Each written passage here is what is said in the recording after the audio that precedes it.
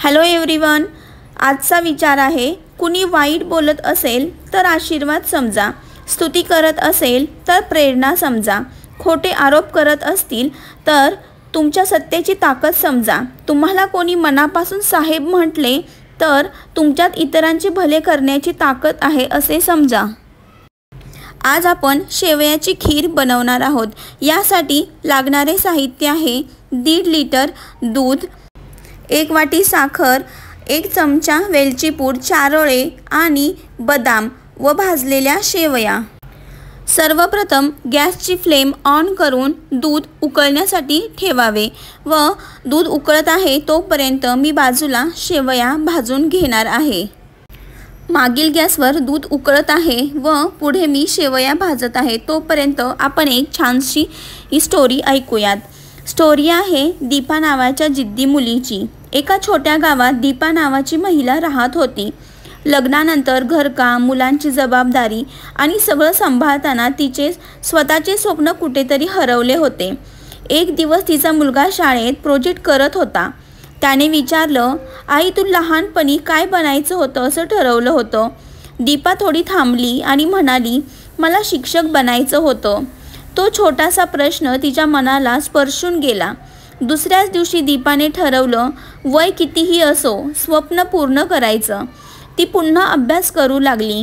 रात्री झोपायच्या आधी थोडं वाचू लागली।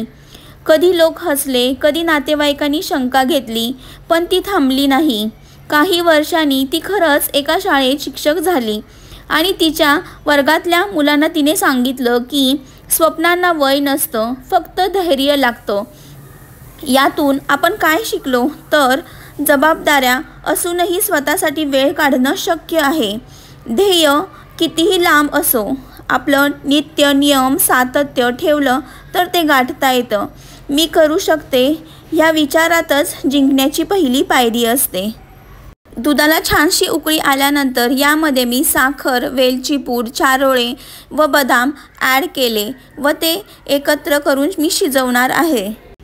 आपण दुधामध्ये घातलेले सर्व जिन्नस छानसे उकळून द्यावे व 15 ते 20 मिनिट हे दूध आटवून द्यावे व त्यानंतर यामध्ये भाजलेल्या शेवया ॲड कराव्यात।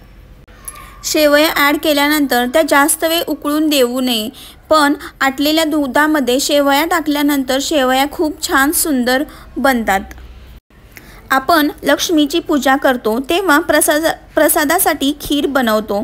तर खीरच का बनवतो तर खीर हे समृद्धीचं प्रतीक आहे। खीर ही दूध, साखर आणि ड्रायफ्रूट्स यापासून बनवली जाते।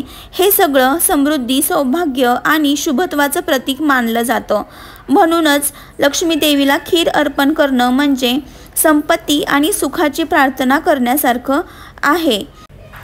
तसेच कोजागिरी पौर्णिमा, दिवाळीतील लक्ष्मीपूजन आणि शुक्रवारच्या पूजेत खीर नेहमी नैवेद्य म्हणून ठेवतात। काही ठिकाणी तर लक्ष्मीच्या आरतीनंतर खिरीचं प्रसाद रूपात वाटप केल्याने घरात लक्ष्मी स्थिर राहते। तसेच खीर हे अत्यंत स्वादिष्ट, शुभ, गोड असे अन्नपदार्थ आहे। लक्ष्मी देवीला तिखट, कांदा, लसूण असलेले पदार्थ न आवडता गोड आणि पवित्र अन्न प्रिय असतं। म्हणून पूजा आणि दिवाळीत लक्ष्मी पूजेसाठी खास करून खीर, पुरणपोळी, लाडू आणि दुधाचे पदार्थच बनवतात। इथे मी दुधामध्ये शेवया ॲड केल्या आहेत। आता या दुधामध्ये मी 5 मिनिटं शेवया शिजवून देणार आहे। थंड झाल्यानंतर मी देवाला नैवेद्य दाखवून सर्वांना सर्व करणार आहे।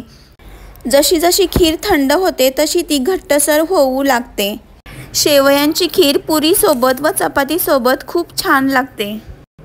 तुम्हाला व्हिडिओ आवडल्यास प्लीज लाईक, शेअर आणि सबस्क्राईब करा। धन्यवाद।